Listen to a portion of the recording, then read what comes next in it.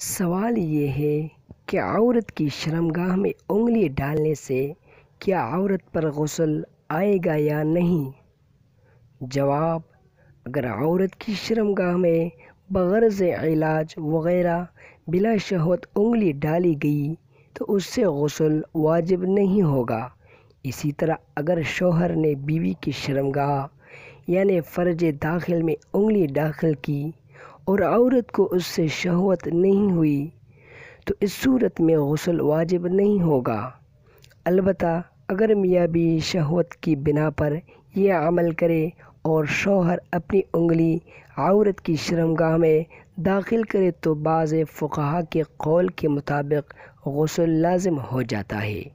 احتیاط اسی قول میں ہے، لہٰذا شہوت ہونے کی صورت میں عورت غسل کرے، اور اگر مرد کے انگلی داخل کرنے کی وجہ سے عورت کی منی خارج ہو گئی تو عورت پر بالاتفاق غسل واجب ہو جائے گا۔